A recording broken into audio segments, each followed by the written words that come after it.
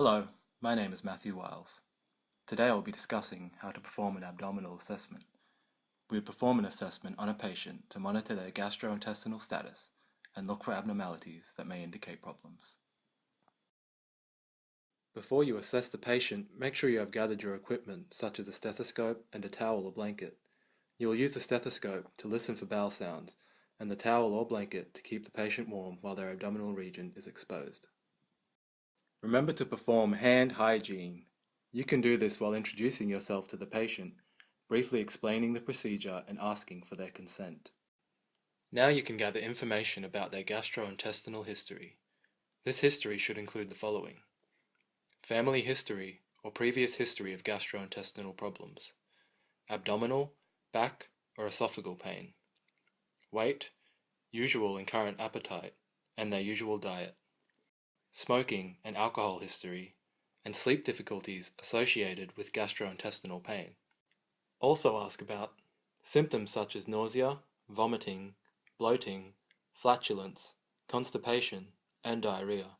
You also need to find out if they are taking any medications, including over-the-counter medications like antacids, laxatives, and stool softeners. It is now time to begin the physical assessment. Ask the patient if they need to empty their bladder, as it will be uncomfortable to palpate the abdomen on a full bladder. Make sure the patient is in a comfortable position, such as a supine position, with their head supported by a pillow. Ensure privacy and remove their clothing up to the costal margin and down to the symphysis pubis. At this time you may offer the towel or blanket to cover their torso to provide warmth. Identify the landmarks such as the umbilicus, the symphysis pubis, and the xiphoid process of the sternum. It may help to visually divide the abdomen into 4 anterior quadrants, using the umbilicus as the center point. Inspect from the rib margin to the symphysis pubis. Look at the general contour and symmetry of the abdomen. If the person is female, is there a linea nigra? Observe abdominal movement during respiration. Normally it rises and falls with inhalation and exhalation. Can you see the bowel activity in a slender person? Visible peristalsis slowly transverses the abdomen in a downward slanting movement. Is there pulsation near the xiphoid sternum?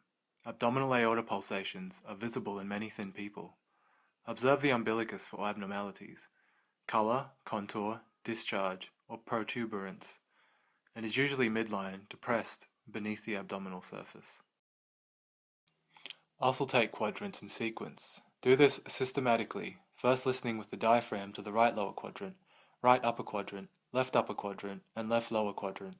This follows the anatomical lie of the large intestine and reduces the possibility of missing a quadrant. Listen over the ileocecal valve. Bowel sounds should be audible. Listen for high-pitched gurgles, clicks, and other soft sounds occurring from 5 to 30 times per minute. Borborygmi or hyperactive loud bowel sounds, like stomach growls, are normal. Listen for low-pitched murmuring sounds in the epigastric region and the lower quadrants. Vascular sounds are generally abnormal and need to be reported.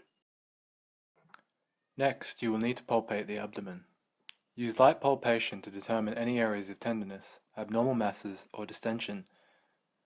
Palpate up to 2 cm into the surface of the abdomen, ensuring not to palpate where low-pitched murmuring sounds or bruits were detected during auscultation. If the patient has pain, commence palpation in the quadrant furthest away from the pain. If tenderness is found, palpate that area last. With deep palpation, the hand is pressed further into the abdomen to feel the deeper structures and to determine size and consistency of any masses found. Palpate for the edge of the liver and for rebound tenderness. The liver's lower edge can be felt, with the fingers of the right hand on the person's right upper quadrant, just below their costal margin. Normal livers are non-tender, feel solid, and have a regular and sharp lower edge.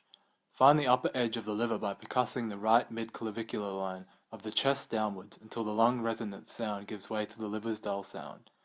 Rebound tenderness indicates an inflamed peritoneum.